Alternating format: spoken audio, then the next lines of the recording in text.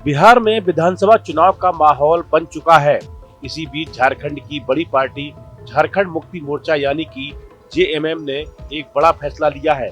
Party के नेता हेमंत सोरेन ने ऐलान किया है कि जेएमएम बिहार चुनाव में अकेले उतरेगी और 6 सीटों पर अपने उम्मीदवार की। इस फैसले से महागठबंधन और आरजेडी को झटका लग सकता है, क्योंकि पहले माना जा रहा था कि जेएमएम महागठबंधन के साथ चुनाव लड़ेगी। सूत्रों के अनुसार जेएमएम चकाई, धमदाहा, कटोरिया, मनिहारी, जमुई और पीरपैंती विधानसभा सीटों पर कैंडिडेट की घोषणा कर सकती है। जेएमएम के प्रवक्ता सुप्रियो भट्टाचार्य ने दावा किया कि उनकी 6 सीटों पर चुनाव लड़ने की पूरी तैयारी तो है ही, बल्कि हम 10 सीटों पर भी चुनाव लड़ सकते हैं। सुनिए उन्होंने क्या कहा। आपके माध्यम से कर देंगे। ये 6 फाइनल है कि और बढ़ भी सकता है। हम उसकी समीक्षा भी कर रहे हैं। हमारी संख्या ये 6 तो निश्चित है, 10 तक भी जा सकती है। देखिए,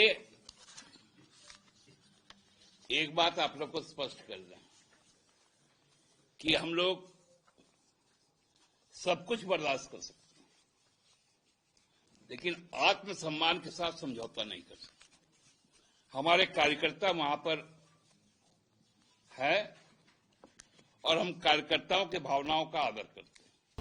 सूत्रों ने बताया कि पार्टी जमुई लोकसभा सीट में आने वाली चकाई विधानसभा सीट पर कैंडिडेट उतार सकती है। चकाई सीट से बिहार सरकार में मंत्री सुमित कुमार सिंह चुनाव लड़ रहे हैं। इसके अलावा पार्टी पूर्णिया जिले के धमदाहा सीट पर भी कैंडिडेट उतारने की तैयारी में है। इसी तरह बांका जिले की कटोरिया विधानसभा सीट पर भी उसकी नजर है। ये इलाका अनुसूचित जनजाति बहुल इलाका है।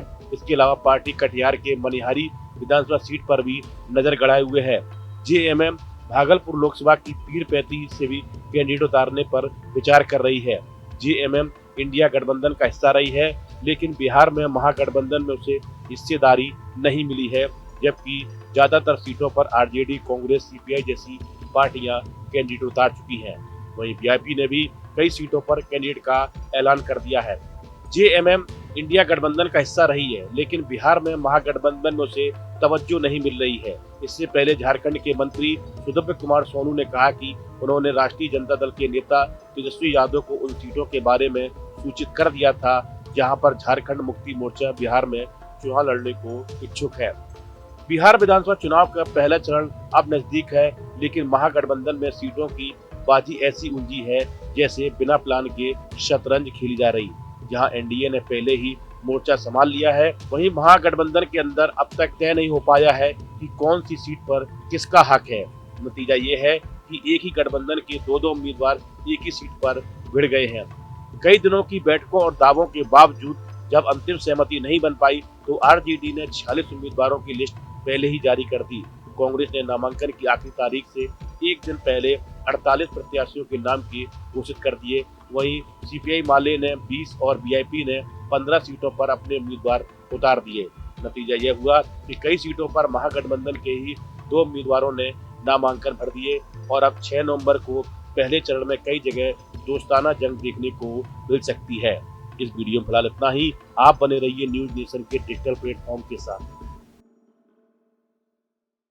जहां भक्ति है हर शब्द में, कथाओं में छुपे हैं दिव्य रहस्य और ज्योतिष देता है जीवन को दिशा। धर्म से जुड़ी हर बातों को जानने के लिए हमारे चैनल स्तुति को सब्सक्राइब करें।